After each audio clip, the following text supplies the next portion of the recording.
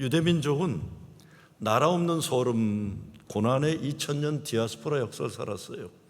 로마가 와서 식민지를 삼은 다음에 이 예루살렘의 성전을 돼지피로 물들게 되는 바람에 다 흩어지게 했습니다.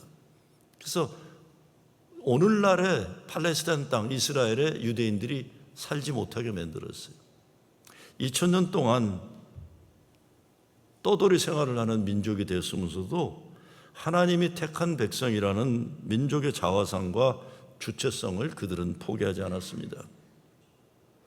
이스라엘이 왜 위대한 민족이 되었는가? 네 가지를 얘기합니다. 첫째는 자기 나라 없이 2000년 동안 소름당하며 흩어졌기 때문에 유대민족이 안 들어간 나라가 없습니다. 중국에도 들어가고, 여러분 중국 사람들도 얼굴은 완전히 중국 사람인데 유대인들이 많아요. 모르긴 몰라도 우리 조선 땅에도 들어갔을 거예요, 분명히. 아프리카 안 들어간 유대인들은. 고난의 역사 속에서 전 세계로 흩어진 것이 오늘의 유대민족에게는 유식한 말로 글로벌 퍼스펙티브를 가지게 되었다는 겁니다. 세상을 넓게 보는 거예요. 세상을 넓게 봐요. 깊이 봐요.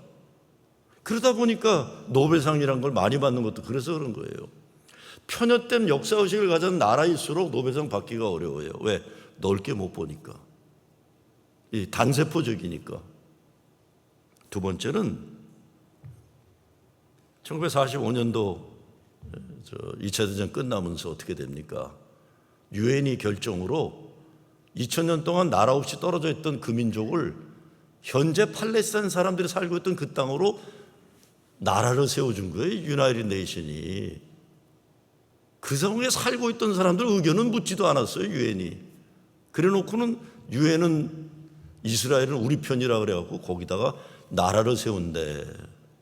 사방팔방이 적군으로 둘러싸다 보니까 이스라엘의 입장에서는 단결하고 기도하는 민족이 되었다는 겁니다.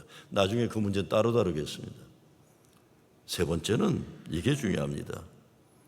어떤 역사의 현실에서도 하나님이 택한 거룩한 백성이라는 자화상, 자부심을 포기하지 않았다. 그래서요, 세상 사람들이 유대인들에 대한 시기질투적인 발언을 많이 하지만 사회 구제 봉사 분야에서 돈을 제일 많이 내는 사람들은 유대인들입니다. 지금도 미국에서. 여러분 롱아일랜드에 아주 멀쩡한 좋은 병원들 가보세요. 다 이름이 카프만이니 무슨 유대인들 이름으로 돼 있잖아요. 이게 다 그런 거예요. 어디 문화 행사도 진짜 제대로 된 아트 뮤지엄이나 다 유대인들의 돈이 많이 들어가는 거예요. 가난한 사람들, 소외된 사람들을 위해 일하는 소셜 워커들이 80년대만 해도 절대 다수가 유대인들이었어요. 왜? 성경에서 과부와 고아를 돌봐야 된다는 걸 그 사람들은 실천했기 때문에. 근데 워낙 월급이 조그마다 보니까 2000년대 들어가면서는 소셜 워커 안 해요. 난 월급 중에서 좋은 일하는 사람들한테 그렇게 월급을 조금 주는지 모르겠어요. 이스라엘 민족은 자본주의 철학과 경제학자들만이 아니라 이스라엘은 공산주의 철학, 사회주의 철학도 이스라엘 사람들이 한 거예요. 유대인들이 폭넓은, 그리고 하나님이 원하는 세상을 만들기 위한 생각들을 펼쳐나간 겁니다. 마지막으로는 하나님의 구원의 역사의 절기를 세대 간에 걸쳐서 함께 안식일과 더불어서 명절을 지킬 줄 알았다, 이런 거죠. 근데 모세는 이스라엘을 축복하면서 오늘 뭐라고 합니까? 이스라엘이여, 너는 행복자로다. 여호와의 구원을 너같이 얻은 백성이 누구뇨? 그랬어요. 저는 모세가 죽기에 앞서서 자기 민족에게 유언을 남기면서, 여러분, 우리 민족만큼 행복한 민족이 어디 있습니까? 하나님의 구원의 은혜를 생각하면 우리는 축복받은 민족입니다. 이런 어른이었다는 게 얼마나 감사한지 몰라요. 우리가 한 인생을 살아가면서 나는 행복한 사람이다라는 가정과 교회에서 그 말을 듣고 살아가는 사람 얼마나 행복합니까? 사람이 살아간다는 자체가 문제를 안고 사는 겁니다. 그런데 인생의 문제는 문제일 뿐이지 우리 존재 자체가 문제는 아니에요. 이스라엘도 문제투성이에요. 그런데 모세는 너는 행복한 민족이다. 여호와의 구원을 너같이 얻은 백성이 어디뇨? 이게 늙은 모세가 주는 유언입니다. 제가 삼형제예요. 제가 장남이고 내 막내 동생이 어떻게 그렇게 공부를 못하는지 어렸을 때 공부를 치지를 못했어요. 그러니까 같은 어머니 배에서 나온 게 분명한데 나하고 생긴 게 비슷하니까. 근데 진짜 공부를 못했어요. 그러니까 늘 빵점이야. 초등학교 때 늘 빵점. 근데 저희 아버님이 60년대 미국에 유학 오셔가지고 항상 미안해하신 게 막내 동생이 공부 못하는 걸 본인이 동생 어릴 때 미국 갔기 때문에 미안해하셨어요. 그러다가 60년대 초반에 한국에 오셨어요. 잠깐. 근데 우리 막내 동생이 아니나 다를까 또 빵점을 어느 날 마주오더라고요. 근데 아버지가 이렇게 말씀하셨어요. 정건아, 제가 정건이에요. 정건아, 너 10점 맞으면 아빠가 10원 주고 20점 맞으면 20원 주고 100점 맞으면 100원 준다고 그랬어요. 우리 동생이 또 먹는 거 좋아하는 애인데 걔가 신나는 거예요. 어느 날 학교에서 오는데 아빠를 찾아요. 아빠 어딨냐고. 아빠 어딨냐고. 저녁에 아버지가 오셨어요. 식사를 하는데 자기 성적표를 확 내놓는 거예요. 아빠 나 110원 줘. 110원. 100점도 아니에요. 110원이에요. 내가 보니까 빵점이에요. 동그라미 밑에 줄을 2개 긋은 거예요. 그걸 옆으로 들고 110원 달래요. 근데 아버지가 성적표를 받아보시고는 야, 너 이것 봐라. 너 열심히 하니까 이렇게 잘하잖아. 너 이것 봐라. 너도 잘할 수 있잖아. 그리고 110원을 주시더라고요. 제 동생이 막내가 미국 가서 대학원도 졸업하고 물론 걔는 어려서 왔지만 미국의 국민의 안전을 보호하는 FBI 고급 그거로 30년 근무하고는 한 6년 전인가 은퇴를 했어요. 제 동생들은 다 은퇴했어요. 우리 형제 가운데 제일 잘 살아요. 여행 다니고.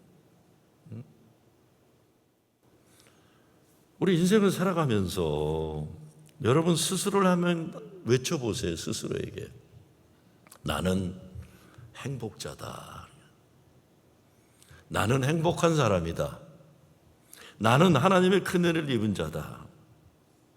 근데 이게 내 스스로 나에게 외치는 행복이 아니라 하나님이 우리에게 외쳐주시는 메시지입니다.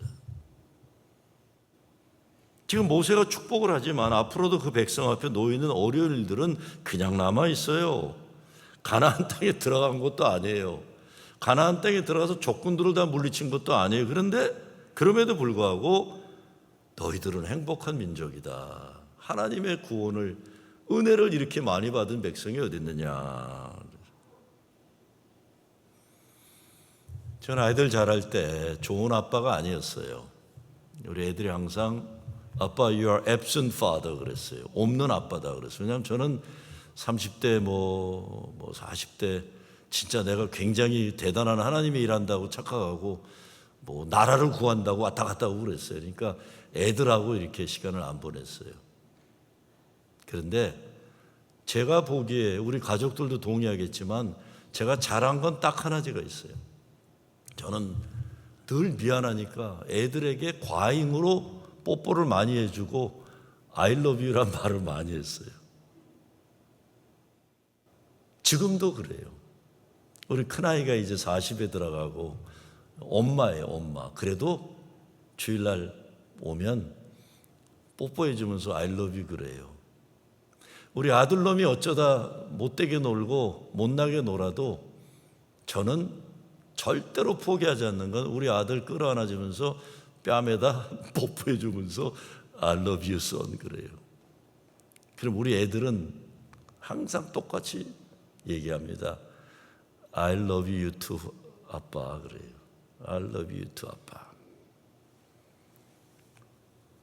하나님과 관계에서도 사람과 관계에서도. 왜? 세상에 나가면 나에게 I love you라고 해주는 사람 없어요. 저 대프로징 제일교 담임 목사예요. 그래도 미국에 입국할 때는 빠꾸 당해요 자꾸. 지난번 쿠바 갔다 왔을 때는 양말까지 다 뺏기고 속옷만 남겨놓더라고요. 하여간 간첩인 줄 알고. 하여간 무서운 나라예요. 어디 가도 인종차별을 전 센시티브하게 느껴요.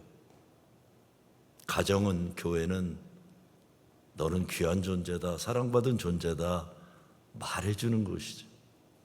오늘 성경에 나오는 복이 뭡니까? 형제에게 기쁨이 되는 축복이에요. 이것이 아셀에게 내린 복입니다. 다른 해석을 보면 형제들이 가장 좋아하는 형제가 되었다. 근데 이걸 24절 뒷부분에 축복하면서 그 발이 기름에 잠길지로다. 기름은 물질적인 큰 복을 말하는 거예요.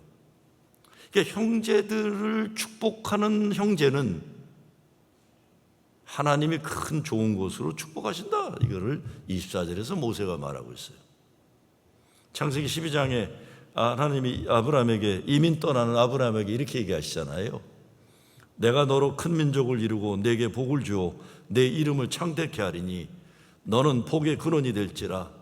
너를 축복하는 자에게는 내가 복을 내리고 너를 저주하는 자에게는 내가 저주하리니 땅의 모든 족속이 너를 인하여 복을 얻을 것이니라.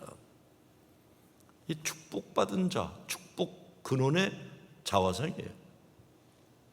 베드로도 우리 크리스천들에게 이렇게 얘기를 해요. 오직 너희는 택하신 족속이요, 왕 같은 제사장들이요, 거룩한 나라요, 그의 소유된 백성이니 이는 너희를 어두운 데서 불러내어 그의 기이한 빛에 들어가게 하신 자의 아름다운 덕을 선전하게 하려 하심이라. 우리가 지금 대단한 존재예요. 아름다운 덕을 선전하기 위해서. 왜? 어두운 곳에 있던 우리를 빛으로 끌어내 주셨다.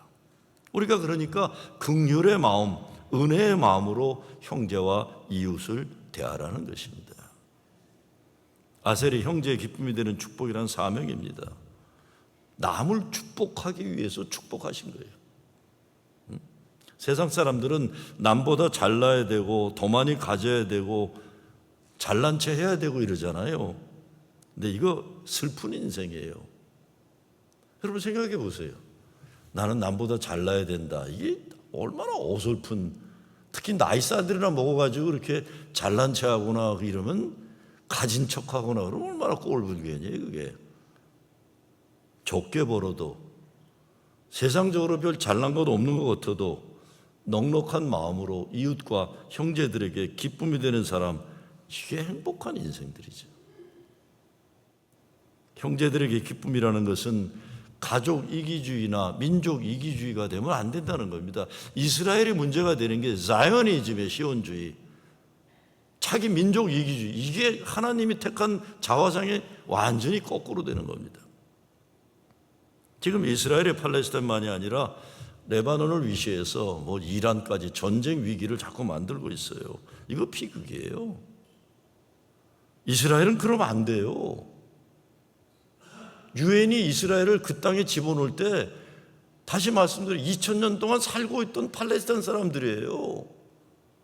근데 유엔군의 권력을 믿고선 이스라엘에 와가지고는 나라 세우고는 팔레스타인 사람들을 밀어내는 거예요. 여러분 생각해보면 2000년 동안 팔레스타인 살았어요. 아니 내 말 안 듣고 졸고 계시네 이거. 진짜 중요한 겁니다. 팔레스타인 사람들이 그 땅에 2000년 살고 있었어요. 그리고 팔레스타인 사람들은 기독교인이 많아요. 근데 힘없다고, 가난하다고. 아랍 아니에요. 크리스천들이에요 그 사람들. 이 유대 민족이 와서 자꾸 밀어내고, 지금도 유대 민족, 이스라엘 사람들이 살도록 팔레스타인 사람들이 땅을 자꾸 밀어내니까 이게 문제가 되는 거예요. 여러분 같은 땅에 살던 사람들이 한쪽에서는 1년 GDP가 4만 불이 넘고 한쪽 팔레스타인 4천 불이라면 10대 1 정도로 경제가 떨어진 나라가 되면 이거 이스라엘의 책임이에요.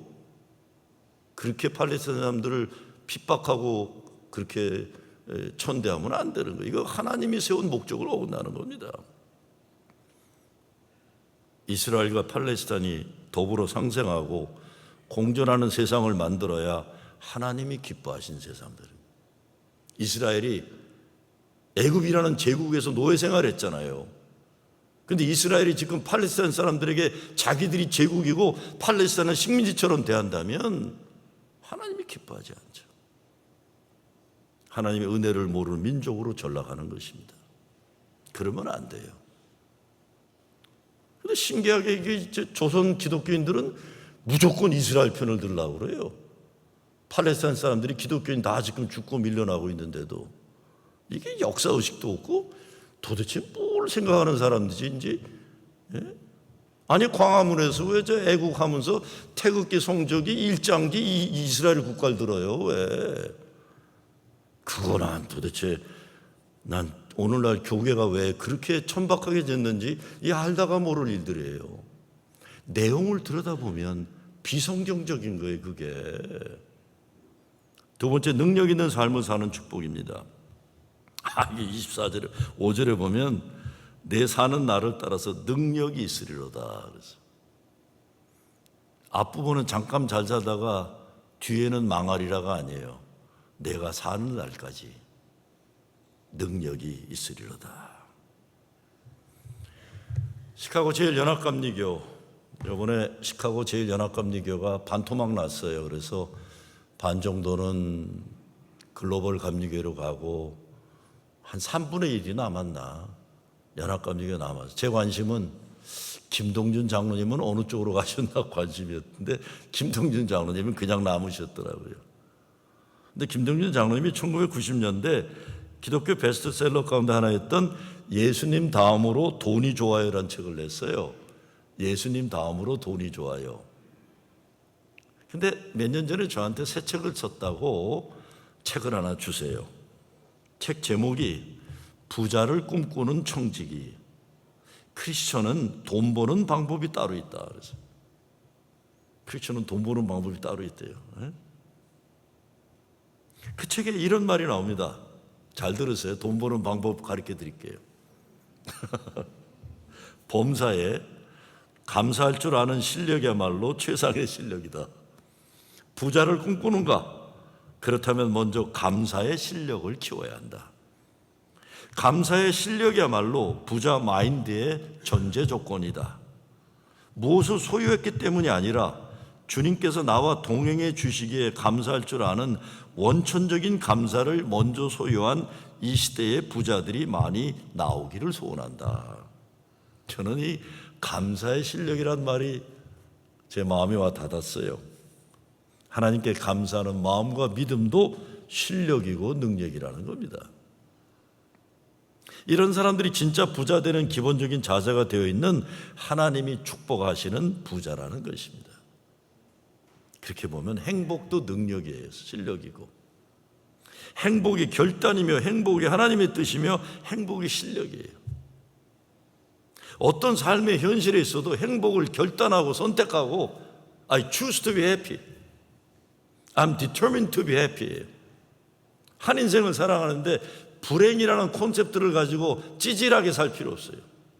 저는 최소한 예수 믿는 사람들은 주일날 예배 들어올 때부터 얼굴이 방실방실 해피하고 예배 드리는 시간도 방실방실 그냥 어쩔 줄 모르게 행복해야 되고 친교 시간부터 집에 가면서도 방실방실 해피해야 돼요. 나는 언해피하다. 이거를 그냥 우리 목사가 알아주기를 바란다. 난 안 쳐다봐요. 그런 사람들 안 쳐다봐요. 내 영향받고 싶지가 않아요.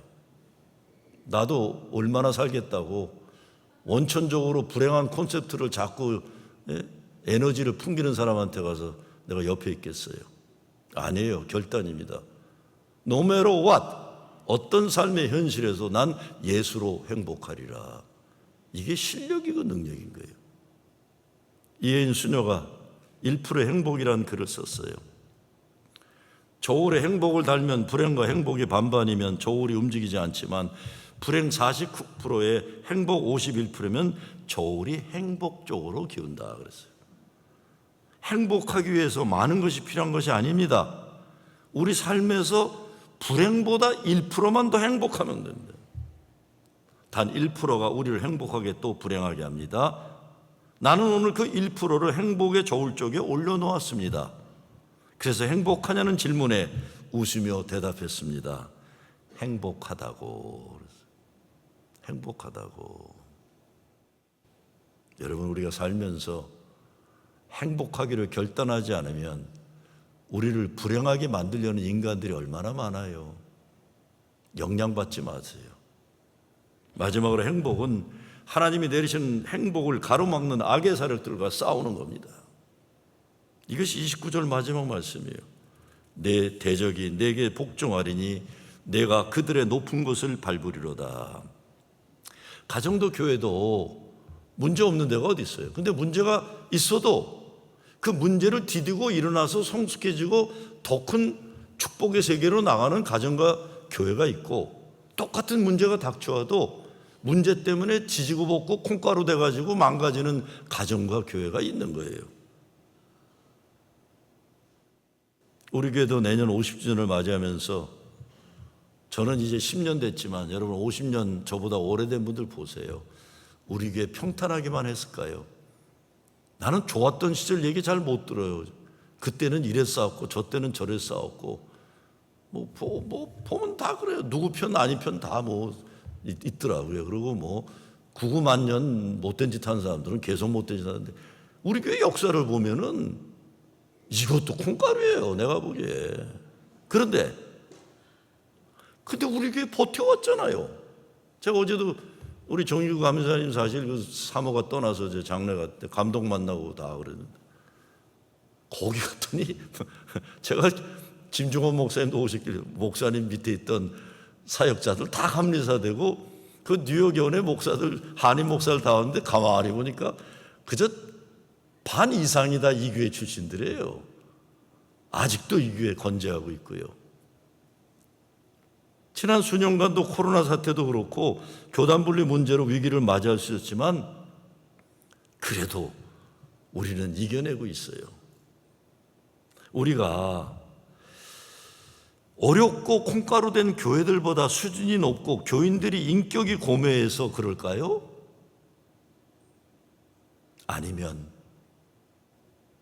담임 목사인 제가 인격이 고매하고 진짜 괜찮은 인간이라서 그럴까요?